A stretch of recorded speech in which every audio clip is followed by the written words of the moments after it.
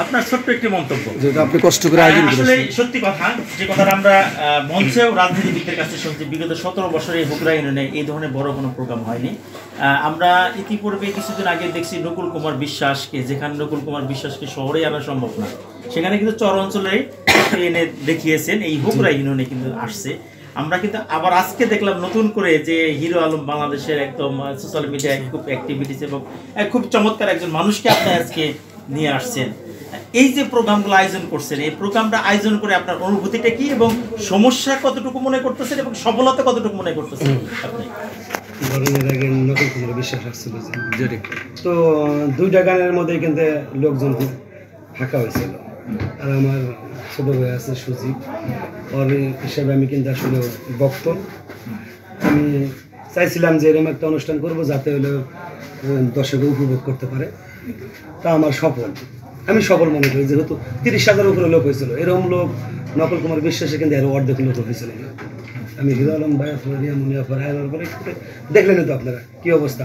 আমার এই জায়গায় কিন্তু 200-র উপরে ভলেন্টিয়ার ছিল, তারপরেও কিন্তু মন ঠিক রাখতে পারিনি। আমরা দেখছেন আমার কাছে আমি 30,000-র উপর বেশি হবে। যাই হোক, আমি হিরো আলম প্লাস রিয়া মুনিয়াফর আনার জন্য আমি অনেক অনেক আনন্দিত যে আমার অনুষ্ঠান সফল হয়েছে। আপনার আইডিয়াটা আসলে কোথা থেকে আসলো যে হিরো আলম এবং রিয়া মুনিকে আনতে? আইডিয়া ধরেন আমি কিন্তু ছোট্ট একটা লোক, 27টা মামলা আপনি জানেন, শুধু আমার 27টা মামলা বিএমপি করার কারণে।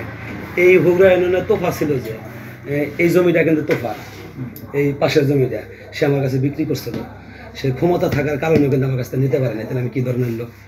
আমি অনেক হিরো আলম যেরকম জনপ্রিয়তা প্লাস আমার হুগরা ইউনিয়নে যে মনে হয় আমি ছাড় দেবো না। এই জায়গায় দেখেন 2.5 ঘন্টা আটকা রাখছিলাম আমি তোফারে।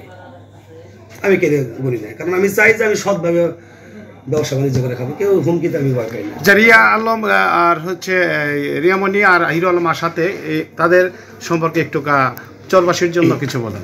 চরবাসীর জন্য মনে করেন যে আমার ধারণা ছিল যে রিয়া আলম, হিরো আলম ভাই আর রিয়ামণি আপার আমি আনলি করলে আমার দর্শকটা ভালো হবে। আমার হলো সালাউদ্দিন টুকু ভাই আসার কথা ছিল, সে যদি আসে বুঝতে পারবো না এই দুইজন লোক জনপ্রিয়তা কীরকম। মূল্য তো আমার এইরকম যে হিরো আলম বাইরে আমি দেখামো দেশের মানুষ যে আজ টুকু বাইরে দেখামো, আমি সুলতান সালাউদ্দিন টুকু বাইরে দেখামো, দেখেন এদের বক্তব্যটা কীরকম। মূল্য তো এইটাই।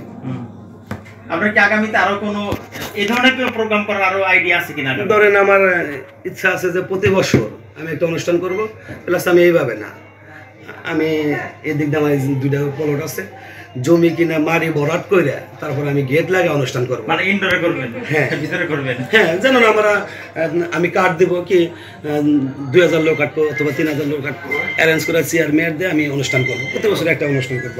বাইরে করতে কি সমস্যা মনে করেন? সমস্যা মনে করেন যে দেখেন আসছে আজকে উনির কিন্তু আমি অনেক সেফটি দিয়েছি, তারপর কিন্তু পাই ব্যথা হয়েছে, আমি নিজে কষ্ট পাইছি। কিন্তু আমার এই জায়গায় আসার পরে আমি চাই না যেই আসুক আমি আমার আত্মা দিয়ে ভালোবাসি অথবা আমি আটপানাজ করার চেষ্টা করি। তা তো আপনি জানেন ভাই যে আমি সর্বদিক কেউ যেন আমার এই জায়গাতে মন খারাপ করে না যেতে পারে। এখন আমি পাই কিন্তু ব্যথা পাইছি, এর জন্য আমি একটু কষ্ট পাইছি, এর জন্য আমি কি করতে চাই। ধন্যবাদ, অসংখ্য ধন্যবাদ। একটু বসে তুমি একটা শুকনো